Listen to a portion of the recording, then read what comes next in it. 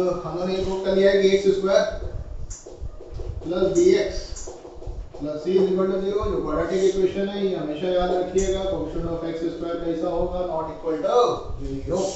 इसके जो फॉर्मूला हमने प्रूव किया x is equal to minus b plus minus, एक बार हमने प्लस माइनस था यहाँ पे, तो एक बार प्लस ले लिया और एक बार माइनस ले लिया, तो ये हमारे क्या हो गए, दो रूट्स हो गए। इसी को भी अल्फा मान लो, दूसरा क्या हो जाएगा बीटा। अब ये इक्वेशन बड़ी इंपॉर्टेंट होती है, एक alpha plus beta minus B by A और एक alpha beta C by A. क्यों इंपॉर्टेंट होती है उसको भी अभी देख लेंगे, पहले इसकी प्रूविंग देख लें। बहुत सिंपल है, सिंपली ऐड कर दो और सिंपली अगर ऐड करोगे तो नीचे एलसीएम क्या 2 ऐसे ऊपर ऐड करोगे तो ये वाला क्वेश्चन इससे कैंसिल हो जाएगा, ये माइनस बी माइनस 2 भी आ जाएगा, 2 कैंसिल माइनस बी बाई ए। दूसरी प्रूविंग करते हैं, अल्फा बीटा देखते हैं। अल्फा बीटा में क्या है, दोनों का प्रोडक्ट कर दो, तो नीचे प्रोडक्ट करोगे तो 2a का क्या आ जाएगा 4a स्क्वायर। ऊपर देखें तो ये a पूरे को वन पार्ट मान लेते हैं, a कैपिटल A, ये पूरा कैपिटल B, तो a प्लस b, ये यहाँ पे a माइनस b। ओके, ये पूरा हमने क्या मान लिया कैपिटल A, यहाँ फर्स्ट मान लो, सेकंड मान लो, ये पूरी चीज B, फॉर्मूला होता है बचपन में पढ़ा होगा, a plus b a minus b a square minus b square.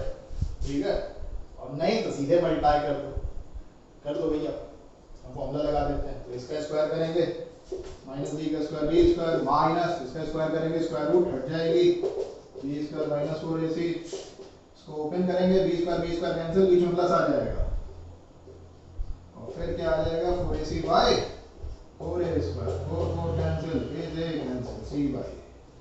अच्छा, ये अल्फा बीटा इंपॉर्टेंट क्यों है? इंपॉर्टेंट इसलिए है कि मान लो कभी हमें alpha square plus beta square की वैल्यू निकालनी पड़ी या किसी भी एक्सप्रेशन की वैल्यू निकालनी पड़ी रूट्स के, जो कि अल्फा प्लस बीटा और अल्फा बीटा में कन्वर्टेबल हो, तो निकालने के लिए हम इस इक्वेशन का यूज करते हैं। अब ऐसे ना सोचना कि अल्फा की वैल्यू अलग निकालेंगे वो इधर पुट करेंगे, बीटा की वैल्यू अलग निकालेंगे वो इधर पुट करेंगे और रायता बन जाएगा। क्योंकि अल्फा बीटा की वैल्यू में जरूरी नहीं है कि हमेशा सिंपल ही आए, रूट भी आ सकता है। और करने की जरूरत क्या है, इसकी वैल्यू निकालनी है, अल्फा बीटा की एग्जैक्ट वैल्यू निकालने की कोई जरूरत नहीं है, इसको एक्सप्रेस करो इनके टर्म्स में। तो ये हो जाएगा alpha plus beta whole square minus 2 alpha beta. अब ये वैल्यू सीधे इक्वेशन से पुट कर दें, तो ये इक्वेशन है क्या, इसमें हम लोग इक्वेशन के रूट्स और कोएफिशिएंट्स के बीच में रिलेशनशिप निकाल रहे हैं, और ये हाईली इंपॉर्टेंट है, इसको आप हल्के में न लेना। तो ये वैल्यू पुट कर देंगे तो हमें अल्फा बीटा की एक्चुअल वैल्यू सेपरेटली निकालने की कोई जरूरत नहीं पड़ेगी। तो कोई भी ऐसा एक्सप्रेशन जो कि अल्फा बीटा पे डिपेंडेंट है और अगर अल्फा प्लस बीटा और अल्फा बीटा के टर्म्स में एक्सप्रेसिबल है तो उसको हम लोग इवैल्यूएट कर सकते हैं with the help of these equations. Okay, तो यहाँ हम लोग पहला थ्योरी का जो पार्ट है वो कंप्लीट हो गया। अब हम लोग क्वेश्चंस लेते हैं। आइए अब इसको हम लोग क्वेश्चन देखते हैं, और क्वेश्चन को बहुत आराम से देखेंगे क्योंकि थ्योरी थोड़ी स्पीड में हम बोल रहे थे, क्योंकि बेसिक थ्योरी थी, आपने 10th क्लास में भी पढ़ी होगी। अब ये क्वेश्चन आगे क्या होगा, क्वेश्चन क्या है कि रूट्स इस इक्वेशन के गिवन है a और b, इस क्वाड्रेटिक इक्वेशन के रूट्स गिवन है c और d, इसकी वैल्यू निकालनी है a plus b plus c plus d, और ये भी गिवन है कि ये चारों नंबर कैसे हैं डिफरेंट। ओके, अब सबसे पहली बात ये है कि भाई जो रूट्स की इक्वेशन पढ़ी थी कि रूट्स और कोएफिशिएंट्स के बीच में रिलेशनशिप जो अभी सीखी, alpha plus beta minus b by a और alpha beta c by a, वो अप्लाई करें तो ये भी इसके रूट्स हैं। तो यहाँ पे क्या आएगा a plus b sum of roots minus b क्या है माइनस 10c, a क्या है coefficient of x square. Okay, तो ये क्या आ गया 10c और product of roots c by a, c क्या है constant term minus 11d, a की वैल्यू क्या आएगी 1/1 मतलब a, और c और d इसके रूट्स हैं।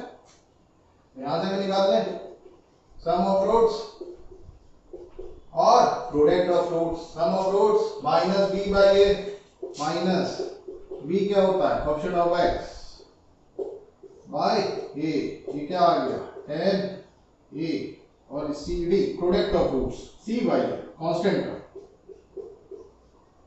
बाई a, ये तो क्या होगा चुपचाप कितना आ गया। अब हमने क्या किया, ये इक्वेशन थी, इसको मल्टीप्लाई कर दो, इस इक्वेशन को 1 लिख लेते हैं। This is equation 1, this is equation 2, this is equation 3, this is equation 4। बहुत सिंपल सी बात है, कुछ नहीं किया, कुछ नहीं, सिंपल सी चीज है। रूट्स गिवन है, रूट्स और कोएफिशिएंट्स के बीच में रिलेशंस जो हमने आपको बताए थे वो यूज करेंगे। अब इसका मल्टीप्लाई कर देंगे, ABCD की वैल्यू क्या आ गई, -11 इंटू -11 121, ये आ गया BD, BD कैंसिल, AC की वैल्यू क्या आ गई 121। इसको ऐड कर दें 1 और 3 को, ये कहां से आया था, 2 और 4 को मल्टीप्लाई किया था, इक्वेशन 2 और 4 को हमने क्या किया था, मल्टीप्लाई, याद रखने के लिए।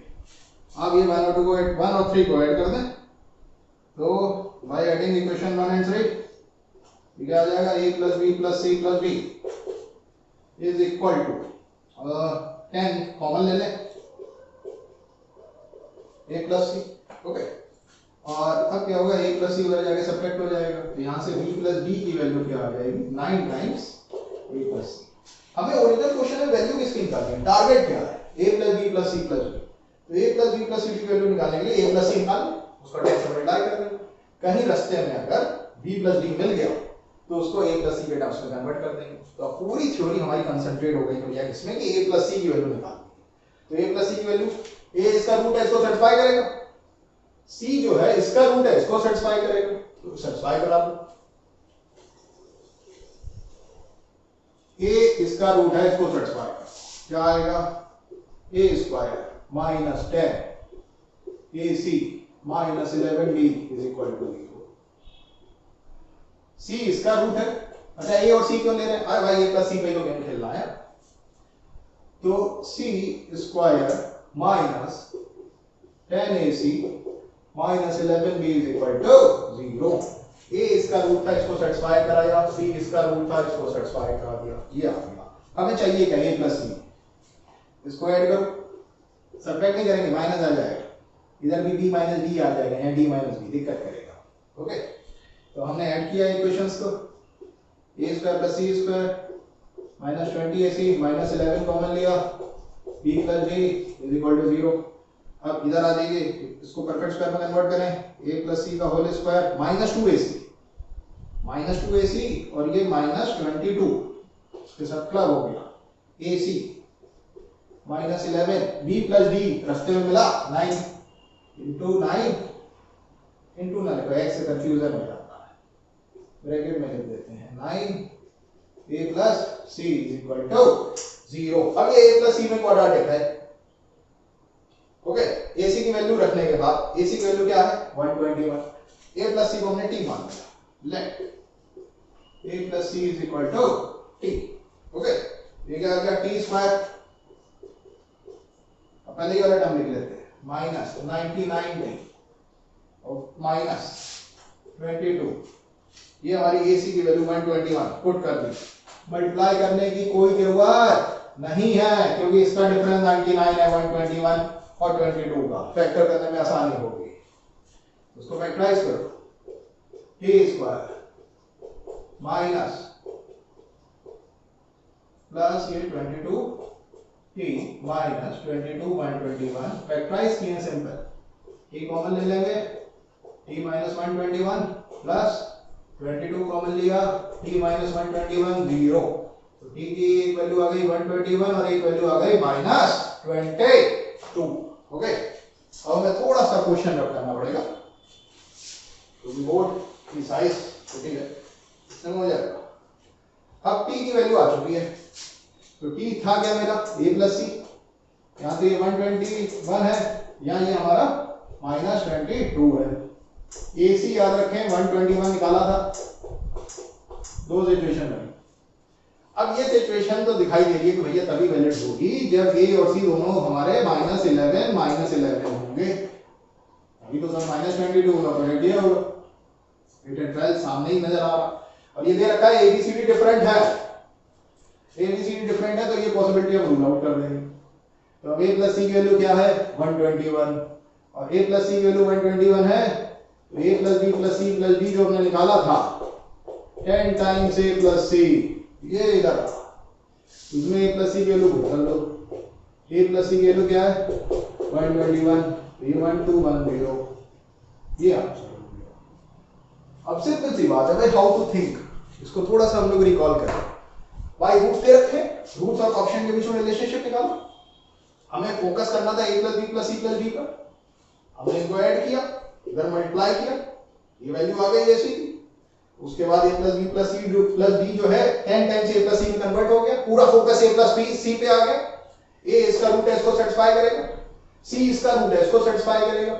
अच्छा ऐड किया, लोग कहते हैं सब्ट्रैक्ट करो। अरे क्यों सब्ट्रैक्ट करेंगे भैया, ऐड करेंगे क्योंकि तभी तो ये b प्लस d बनेगा, तभी तो ये a प्लस सी का होल स्क्वायर बनेगा। a प्लस सी नहीं तो क्वाड्रेटिक चाहिए, a माइनस सी में थोड़ी ना चाहिए। ओके, और फिर हमने a प्लस सी में क्वाड्रेटिक थी, उसको सॉल्व कर लिया। ये सिंपल दे रखा है कि a और c डिफरेंट है, उसको यूज किया। a प्लस सी की वैल्यू 121 एक्सेप्टेड है, उसको मल्टीप्लाई कर दिया, जो भी इक्वेशन पुट किया वैल्यू, ये आंसर आ गया। Okay clear? ये इंपॉर्टेंट है कि हाउ टू थिंक, सोचो कैसे क्वेश्चन। आइए अब एक क्वेश्चन और देख लेते हैं, ये भी आईआईटी का आया हुआ है। इसमें दे रखा है कि अल्फा बीटा इस इक्वेशन के रूट्स हैं, alpha plus delta beta plus delta इस इक्वेशन के रूट्स हैं, कोई एक कांस्टेंट डेल्टा है, प्रूव करना है। ये है क्या, एक ऑप्शंस है ए बी सी और capital A B C, options के बीच में रिलेशनशिप है। तो देखो रूट्स के बीच में कुछ रिलेशनशिप निकालना है, बिल्कुल एक अल्फा प्लस बीटा है और एक alpha plus delta beta plus delta है, डेल्टा डिवाइड किया है इसके रूट्स, तो डिफरेंस सेम है, डेल्टा हमें निकालना भी नहीं, कोई जरूरत भी नहीं है। यहाँ पे हम देखें डिफरेंस क्या होगा, अल्फा माइनस बीटा का मॉड।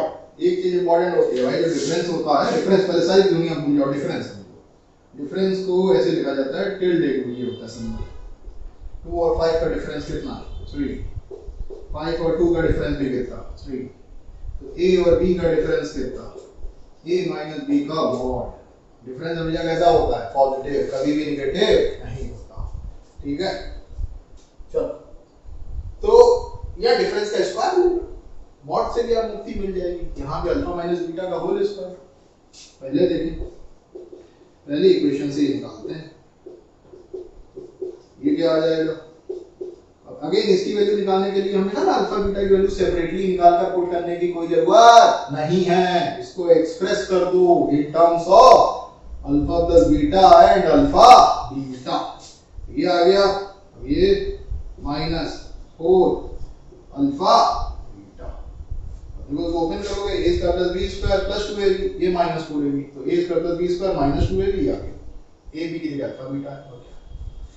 अच्छा अब अल्फा प्लस बीटा की value sum of roots minus b by a, product of roots c by a, ये आ जाएगा minus b by a whole square minus 4 c by a, LCM ले लोगे a square ऊपर क्या आया b square minus 4ac। Okay, ये हमारी इक्वेशन 1 हो गई। अब सेकंड इक्वेशन में जाओ, यहां भी डिफरेंस ऑफ रूट्स का स्क्वायर यही होगा। हमने क्या किया, alpha plus delta minus beta plus delta whole square is equal to, फिर इसी तरह एक्सप्रेस कर देंगे sum of roots alpha plus delta plus beta plus delta whole square minus 4 alpha plus delta beta plus delta, वही चीज है same, बस alpha की जगह क्या आ गया अल्फा प्लस डेल्टा, बीटा की जगह बीटा प्लस डेल्टा। इसको x ले लो, इसको y ले लो, तो x माइनस y का whole square equal to x plus y का whole square minus 4x square, जो होता है ये ऑफ s। अब ये हमने किया क्या, सम ऑफ प्रोडक्ट करेंगे, डाल देंगे, तो sum of roots minus b by a product of roots c by a, LCM लिया क्या आया a स्क्वायर, ये क्या आ गया b square minus 4ac, difference equation है सेकंड। अब ये देखो यहाँ पे डेल्टा डेल्टा कैंसिल आउट हो जाएगा, ये भी क्या आ जाएगा अल्फा माइनस बीटा का होल स्क्वायर, तो यहाँ पे अल्फा माइनस बीटा का होल स्क्वायर, सेकंड इक्वेशन से क्या निकली value b square minus 4ac by a square, first equation से ये निकलेगी। तो दोनों की लेफ्ट हैंड साइड बराबर, राइट हैंड साइड भी बराबर, तो ये हमारा प्रूव हो गया कि b स्क्वायर ये जो एक्सप्रेशन है ये इसके बराबर। ओके, तो ये हमारा प्रूव हो गया फ्रॉम इक्वेशन 1 एंड 2 कि दोनों की लेफ्ट हैंड साइड बराबर, राइट हैंड साइड भी बराबर। अब ये क्या, हाउ टू थिंक, डेल्टा के चक्कर में ना पड़ो, डेल्टा निकालने की कोई जरूरत नहीं है, अल्फा बीटा भी नहीं निकालना। ये देखो प्रूव क्या करना है, अब हम लोग सिर्फ चर्चा करना है किस पे, हाउ टू थिंक, सोचो कैसे, वेरी इंपॉर्टेंट क्वेश्चन कि दोनों इक्वेशंस के कोएफिशिएंट्स के बीच में रिलेशनशिप निकाल ली हमने, काटेगा भैया रूट्स के मैंने रूट्स के बीच में कोई रिलेशनशिप देखी, डिफरेंस ऑफ रूट सेम है, मॉड का चक्कर हटाने के लिए हमने स्क्वायर का डाला, अल्फा माइनस बीटा की होल स्क्वायर की वैल्यू निकाली, डिफरेंस ऑफ रूट्स के स्क्वायर, सेकंड इक्वेशन से भी डिफरेंस ऑफ रूट्स का स्क्वायर निकाल लिया in terms of sum of roots and product of roots, value put की, दोनों की लेफ्ट साइड बराबर राइट साइड बराबर, हेंस ओके।